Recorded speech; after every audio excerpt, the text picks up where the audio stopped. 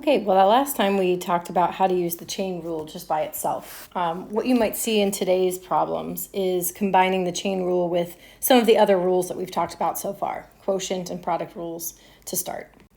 So I thought it might be helpful just to do one or two examples with you just to kind of get you used to the process. Some of these on the assignment today will be a little bit easier than others. The first two, maybe the first one you can start by rewriting.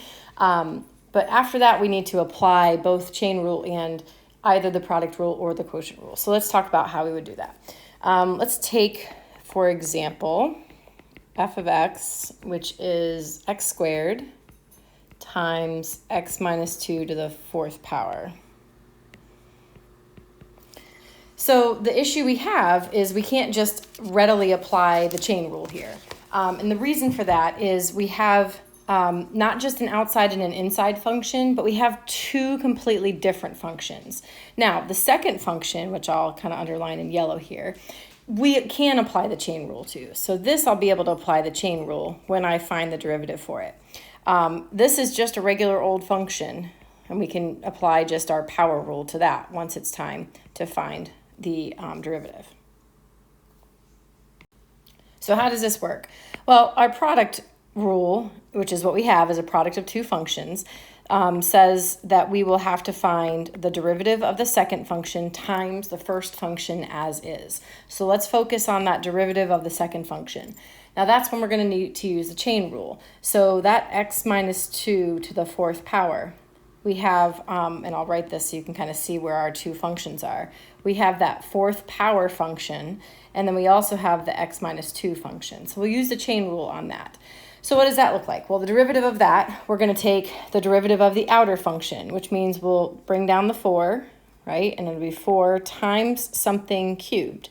That something is x minus 2.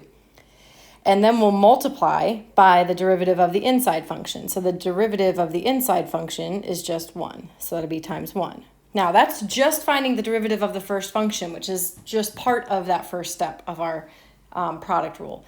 Now we also need to then multiply that by the first function, just as is, so the x squared. Now the second part of our product rule says, so what we've done so far is we've found the derivative of the second function, which is all of this, times the first function. Second part of this is now we find the derivative of the first function, which will be 2x, times the second function just as is. So that would be x minus 2 raised to the fourth power. Now that looks okay, but we can for sure simplify this a little bit. So let's work on just cleaning this up a bit. So the derivative of f of x. Well, in that first kind of grouping, I can multiply x squared, 1, and 4 times each other since they're all outside of the parentheses. So I could write that as 4x squared times x minus 2 cubed. To that, I'm going to add 2x times x minus 2 to the fourth power. Now, believe it or not, this can be simplified.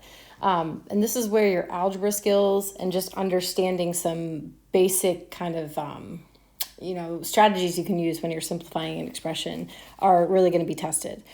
So when I look at this, I've got two terms, right? Here's term 1, here's term 2. Within those two terms, I'm going to look for a greatest common factor. In other words, what do those two terms have in common, right? So what could I factor out of those two terms? Well, they both have a 2x in common. So for sure I can factor out a 2x.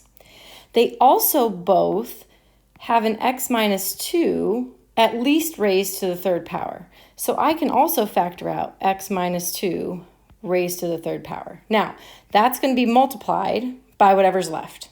Okay, so imagine what you would have to multiply this thing by to get this original first term. And it looks like I'm just going to have to multiply by 2x. And then let's imagine what would I have to multiply this thing by to get this term. And that would be x minus 2. So I'm going to say plus x minus 2. And now I can just do a little more simplifying here. The first part of this is just good as is. The second part of this, though, I could simplify. 2x plus x will give me 3x and then minus 2.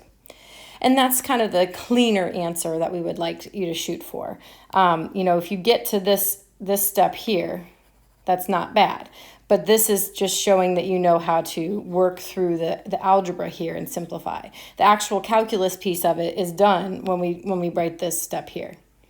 But then simplifying using your algebra skills is what's going to come into play next. Okay, I'll do one more example and then you guys can try.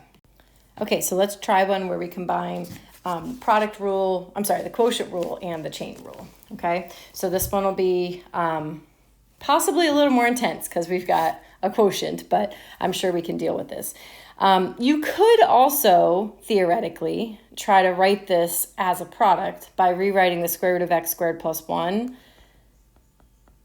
as x squared plus 1 raised to the 1/2 power. I don't know that it'll be any easier or harder, but that's another option. Either way, you're going to have to use either the quotient rule or the product rule. So I want to do one where we see how the product rule can be combined with the chain rule. So remember, our quotient rule says, you take the derivative of the low function times the top function, and then multiply that, then subtract from that the derivative of the top function times the low function, and that's all over the low function squared. Now, before I do any of that, I'm going to rewrite this function. I'm going to use some different colors for each of the things just to make it easier for us to see. I'll put the top function in teal, and then on the bottom, I've got an outer function and an inner function. And I'm going to rewrite that outer function instead of as a square root. I'm going to write it as a 1/2 power. And then the inner function, I'm just going to write in yellow. And that'll be kind of how I differentiate between all the different functions we're going to be using. So to find our derivative, we have to first kind of think globally about the quotient rule. So the quotient rule says take the derivative of the low function first. So to take the derivative of that low function, that's this guy. So I'm just thinking for a minute what the derivative of this will look like. Because that needs to be done by using the chain rule, I'll find the derivative of the outer function, right, which is going to end up being 1/2 times whatever's in there to the negative 1/2 power. And then I need to know the derivative of the inner function. So the derivative of x squared plus 1 becomes just 2x. Okay, so I've at least got an idea of what this is going to look like. Now let's put this all together. So in order to find the derivative using the quotient rule, which is our bigger idea here, we have to find the bottom times the derivative of the top. That's our first step. Now I'm going to move over a little bit here just so I have a little bit extra space to work.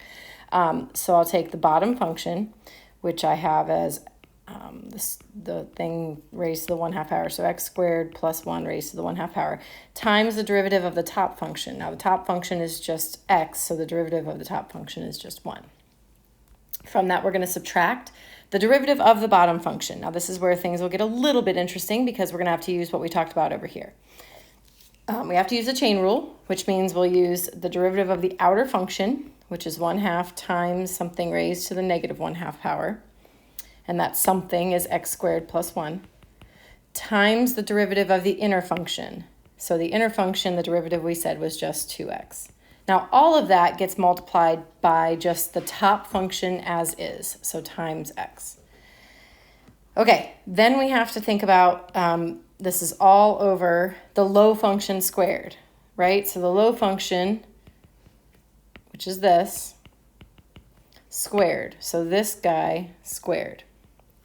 Okay, that's the calculus piece. Now the rest of this is algebra and understanding how to simplify an expression. A pretty complicated expression, but this is an algebraic expression nonetheless. So I'm going to start by thinking about the denominator. All right, so in the denominator, I've got x squared plus 1 raised to the 1/2 power, and then that's raised to the second power. When we have something that's raised to a power raised to another power, we just multiply those exponents. So in the bottom, we're just going to have x squared plus 1 to the first power, or just x squared plus 1. On top, we'll have everything as is in that first part of the expression. So x squared plus 1 raised to the 1/2 power. That's just times 1. I don't need to worry so much about that. Now the second part of this, I look at the fact that 1/2, 2x, and x are all on the outside of the parentheses. So I can multiply those all together. And when I do, I get x squared. Now that's times x squared plus 1 raised to the negative 1/2 power. Now, we don't really like having a negative power, and to simplify that, it is going to take a little bit of some kind of intense work for a moment. So let's talk about how we could simplify that. First of all, I'm going to break this up into two fractions, and both fractions are going to have a denominator of x squared plus 1 raised to the first power. Okay, so let's start with that. And we've done something like this before. So I'm going to take the top fraction, and I'm going to split the top part of the fraction and split it up into two parts, this and then this. So I'm going to take the x squared plus 1 raised to the 1/2 power, and that's what I'm going to put here.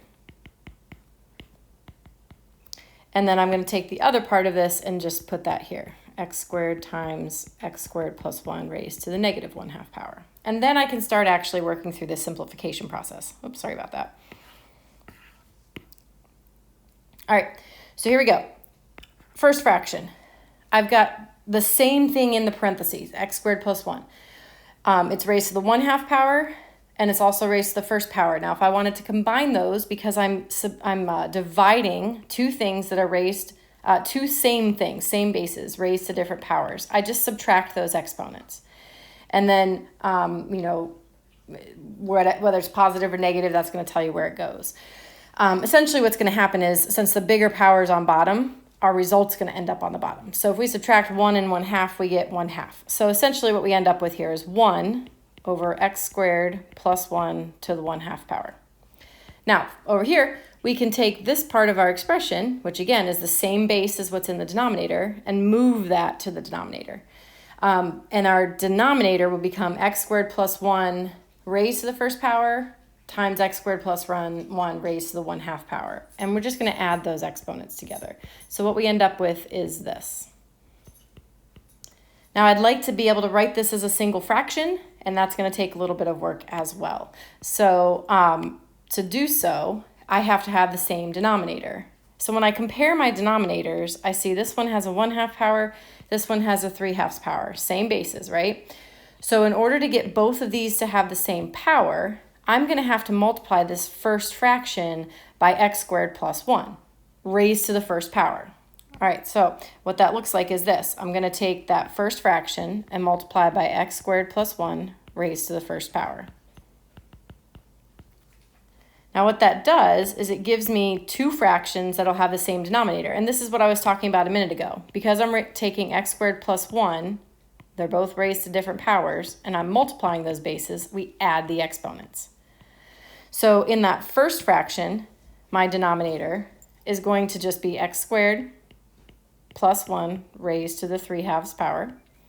Numerator's just 1, minus, I'm going to move this up a little bit, and then we have in the denominator x squared plus 1 raised to the 3/2 power, x squared. Oops, and I forgot the numerator on the first one, didn't I? You guys are probably wondering where that went.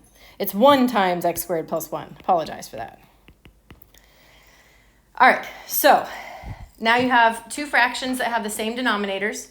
So all that's left to do is just combine those two fractions. All right, so if we combine those two fractions, we get y prime is, all right, so we take x squared minus x squared is 0, and then we just have 1.